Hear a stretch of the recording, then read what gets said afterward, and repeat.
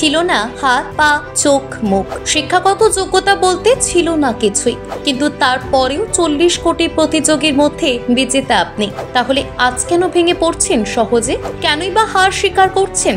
ভাবছেন নিশ্চয়ই হঠাৎ করে কেন এমনটা বলছি। তাহলে চলুন বিস্তারিত শুনে নেওয়া যাক।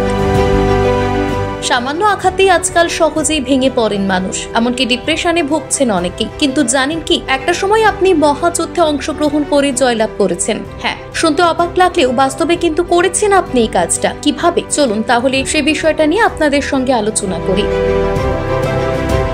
কম বেশি আমরা সকলেই জানি যে সন্তান ধারণের জন্য প্রয়োজন পুরুষের শুক্রাণু। তবে শুনলে অবাক হবেন, সহবাসের সময় প্রতিটি পুরুষের 40 কোটি শুক্রাণু নির্গত হয়। একবার ভেবে দেখুন তো, এই 40 কোটি শুক্রাণু যদি মহিলাদের গর্ভে ধারণ করা যেত তাহলে 40 কোটি সন্তান হতো। কিন্তু তেমনটা হয় না মোটেই। 40 কোটির মধ্যে শেষ পর্যন্ত লড়াইয়ে জিততে পারেন মাত্র একজন, আর বাকিরা দীর্ঘ এই পথযাত্রার সময় ক্লান্ত হয়ে মৃত্যুবরণ করে। আর সেই মহান শক্তিশালী শুক্রাণুটি হলো আমি, আপনি কিংবা আমাদের মতো সকলেই। হ্যাঁ, ঠিকই শুনেছেন। এই 40 কোটির মধ্যে মাত্র একটি মহা শক্তিশালী শুক্রাণু ডিম্বাণুকে ফার্টিলাইজ করে। এই মহাযুদ্ধের কথা কখনো ভেবে দেখেছেন কি? এই যুদ্ধে যখন আপনি জয়লাভ করেছেন তখন ছিল না আপনার হাত পা চোখ মাথা কিছুই, কিন্তু তারপরেও 40 কোটির মধ্যে আপনি হয়েছেন প্রথম। এমনকি আপনি যখন এই যুদ্ধে অংশগ্রহণ করেছেন তখন ছিল না কোনো শিক্ষাগত যোগ্যতা কিংবা সার্টিফিকেট, এমনকি কেউ আপনাকে সাহায্য করেনি, কিন্তু তারপরেও আপনি জিতেছেন। আসলে কি বলুন তো, এই মহাযুদ্ধে যখন আপনি সামিল হয়েছিলেন তখন আপনার একটি নির্দিষ্ট গন্তব্য ছিল, আর সেই গন্তব্যের দিকেই আপনি ক্রমশ ছুটে গিয়েছেন। অনেক ক্ষেত্রেই দেখা যায় মায়ের গর্ভে মৃত্যু হয় সন্তানের, তবে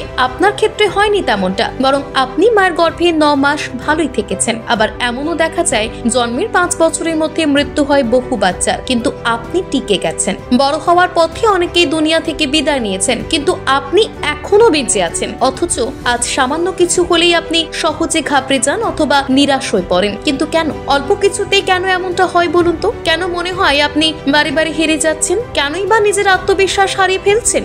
জীবন থেকে কেউ চলে গেলে কেন মনে হয় আপনি আর বেঁচে থাকবেন না? মনে রাখবেন, যখন আপনার কাছে কিছুই ছিল না তখন আপনি মহাযুদ্ধে জয়লাভ করেছেন। আজ তো আপনার কাছে সবকিছুই আছে, সঠিক সিদ্ধান্ত নেওয়ার মানসিকতা আছে, গভীরভাবে কোনো কিছু চিন্তা করে বিচার করার মস্তিষ্ক আছে, সঙ্গে সর্বদা বাবা মা পরিবার পরিজন কিংবা ভাই বোন বন্ধু বান্ধব আছে। তাহলে আজ কেন হেরে যাচ্ছেন? যখন জীবনের প্রথম দিন আপনি জিততে পেরেছেন তখন জীবনের শেষ দিনেও জয়টা আপনারই হবে। এমনকি মাঝখানে যতই বাধা আসুক না কেন, যদি নিজের প্রতি বিশ্বাস রাখতে পারেন তাহলে জয় হবেই আপনার।